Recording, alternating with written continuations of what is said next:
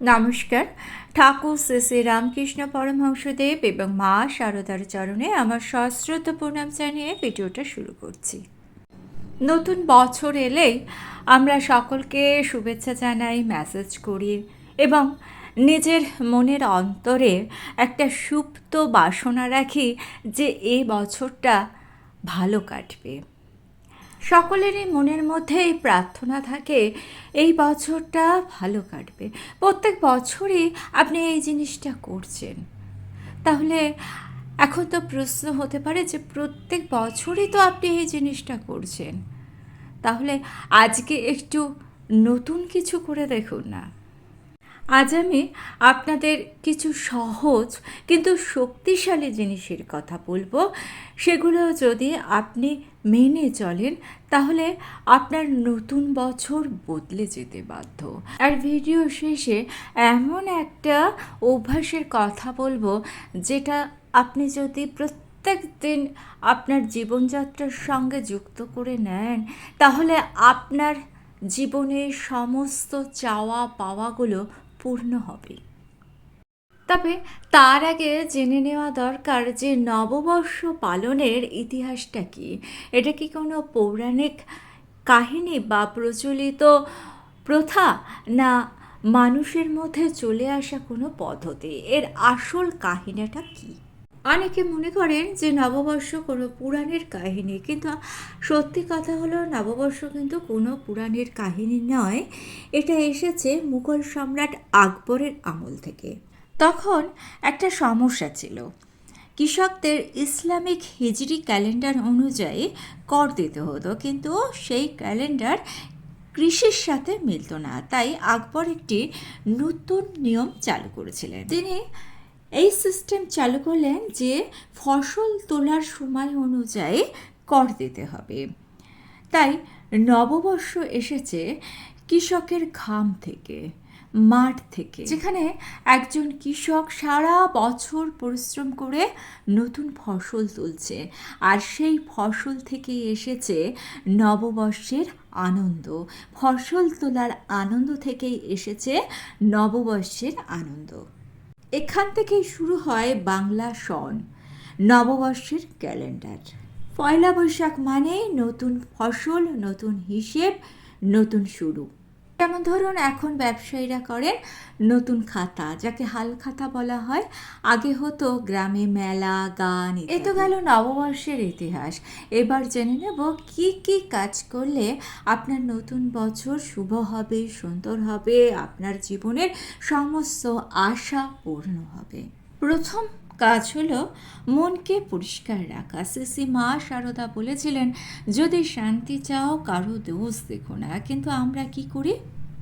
আমরা অন্যের দোষ দেখে বেড়াই, আর এই অন্যের দোষ দেখতে গিয়ে আমাদের মন অশান্ত হয়ে যায়। একদিন একজন মহিলা মা শারদা মার কাছে এসে বলেছিলেন, মা, আমার খুব মনে অশান্তি, আমার মনটা সবসময় অশান্ত লাগে, সবাইকে খারাপ লাগে, কারুকে ভালো লাগে না। তখন মা খুব শান্তভাবে বলেছিলেন, তুই কারো দোষ দেখিস না, তুই শুধু নিজেকে দেখ, দেখবি মন শান্ত হয়ে যাবে। এই কথাটা খুব সহজ, কিন্তু এর ভেতরেই পুরো জীবন বদলে দেওয়ার শক্তি আছে। আপনি যখন কারো দোষ দেখেন তখন আপনার মনটা অশান্ত হয়ে যায়, আপনার মনে বিষ ঢোকে। কিন্তু যখন আপনি কারোকে ক্ষমা করেন তখন দেখবেন আপনার মনটা হালকা হয়ে যায়। নতুন বছরে যদি একটা সংকল্প নেওয়া যায় যে এবার থেকে আমরা আর কারো দোষ দেখব না, তাহলে দেখবেন আপনার জীবনের 50% সমস্যা তখনই শেষ হয়ে যাচ্ছে। কিন্তু শুধু মন পরিষ্কার রাখলে হবে না, দ্বিতীয় কাজটি আপনাকে করতে হবে, তা না হলে আপনি আবার সেই প্রথম অবস্থায় ফিরে যাবেন। দ্বিতীয় কাজটি হচ্ছে ঈশ্বরের ওপর ভরসা। শ্রী রামকৃষ্ণদেব বলতেন, সব কিছু তার ইচ্ছায় হয়। আমরা সব কিছু নিজের ইচ্ছায় করতে যাই, নিজের নিয়ন্ত্রণে রাখতে যাই সব কিছুকে, আর তখনই শুরু হয় দুঃখের। একবার এক ভক্ত ঠাকুরকে এসে বললেন, ঠাকুর, আমার জীবনে খুব সমস্যা। ঠাকুর তখন বললেন যে তুই সব কিছু নিজের নিয়ন্ত্রণে রাখতে চাইছিস, তাই তোর জীবনে এত সমস্যা। সব কিছু একবার ঈশ্বরের ওপর ছেড়ে দে, দেখবি সব ঠিক হয়ে যাবে। যখন আপনি বিশ্বাস করেন যা হচ্ছে ভালোর জন্য হচ্ছে, তখন দেখবেন আপনার মন শান্ত হয়ে যায়, চিন্তা কমে যায়।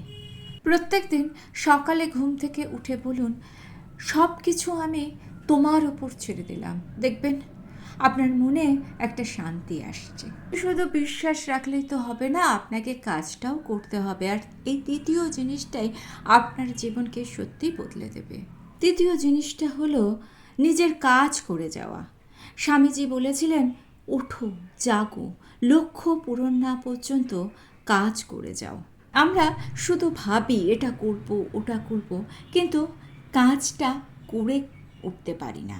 স্বামীজির জীবনে একটা সময় খুব কষ্টের ছিল, টাকা নেই, কাজ নেই, কিন্তু তিনি থামেননি, প্রতিদিন চেষ্টা। ফলের কথা না ভেবে নিজের কাজ তিনি করে গেছেন, আর সেই জন্যই তিনি আজ সারা পৃথিবীর কাছে একটি অনুপ্রেরণা হয়ে উঠেছেন। আপনি যদি প্রত্যেক দিন নিজেকে একটু একটু করে উন্নত করেন, তাহলে দেখবেন 1 বছর পরে আপনি সম্পূর্ণ অন্য একটি মানুষে পরিণত হয়ে যাবেন। পড়াশোনা করুন, প্রার্থনা করুন, শরীরচর্চা করুন, মনকে শান্ত রাখুন, আর প্রথম যে অভ্যাসগুলোর কথা বললাম সেগুলো একটু একটু করে শুরু করুন। একদিনে এই অভ্যাসগুলো করা যায় না। মা সারদা যেটা পেরেছেন সেটা আমরা হঠাৎ করে পারবো না। আমরা মানুষ, আমরা দোষ গুণের মানুষ।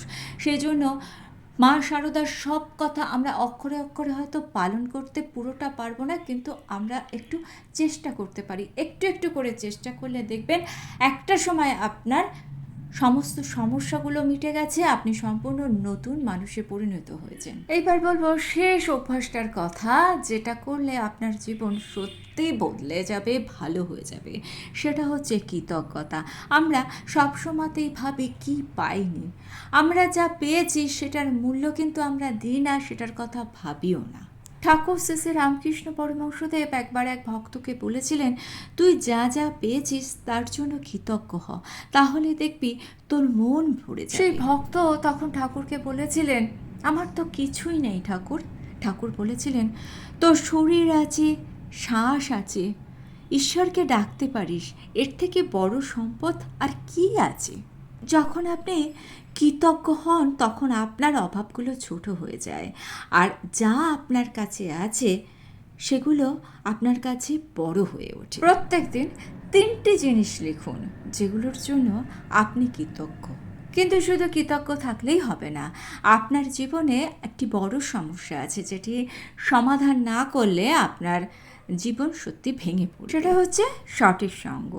আপনি যাদের সঙ্গে জীবন কাটাচ্ছেন সেটাই কিন্তু আপনার জীবন ঠিক করে।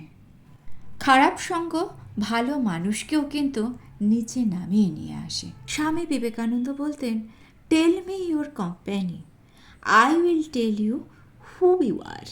স্বামীজির জীবনে ঠাকুর শ্রী শ্রী রামকৃষ্ণ পরমহংসদেব না থাকলে তাকে আজকে হয়তো আমরা এই স্বামীজি রূপে পেতাম। যাদের সাথে আপনি থাকেন, যাদের সঙ্গে আপনি মেলামেশা করেন, ওঠা বসা করেন, তাদের চিন্তা আপনার ভেতর ঢুকে যায়। তাই ভালো মানুষ, ভালো চিন্তা, এগুলোকে বেছে নিতে হবে। নতুন বছরে সংকল্প নিন, নেগেটিভ মানুষ থেকে দূরে থাকবো, নেগেটিভ চিন্তা থেকে দূরে থাকবো।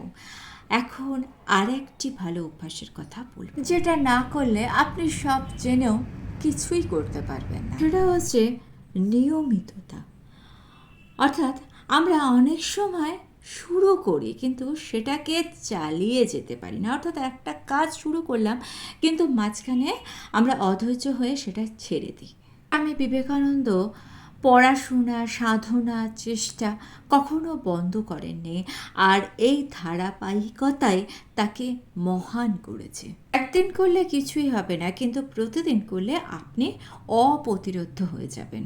ছোট করে শুরু করুন, কিন্তু প্রত্যেক দিন করুন, 5 মিনিট হলেও থামবেন না। সুতরাং নতুন বছর শুধু ক্যালেন্ডার বদলানো নয়, এটা নিজের জীবন বদলানোর একটা সুযোগ। নতুন বছর তখনই শুভ হবে যখন আপনি বদলাবেন। মন পরিষ্কার, ঈশ্বরে বিশ্বাস, নিজের উন্নতি, কৃতজ্ঞতা, সঠিক সঙ্গ, এগুলো যদি আপনি মেনে চলেন, তাহলে নতুন বছর আপনার শুভ হবে, আপনি ভালো থাকবেন, আপনার সমস্ত ইচ্ছা পূরণ হবে। আর ভিডিওটা ভালো লেগে থাকলে চ্যানেলটিকে সাবস্ক্রাইব করে নিয়ে পাশে থাকা বেল আইকনটা প্রেস করে দিয়ে অল অপশনটা ক্লিক করে দেবেন, তাহলে যখনই নতুন কোনো ভিডিও আপলোড করব তার নোটিফিকেশন আপনাদের কাছে পৌঁছে যাবে। ঠাকুর ও মায়ের চরণে প্রণাম জানিয়ে আজকে এই পর্যন্তই। Thanks for watching.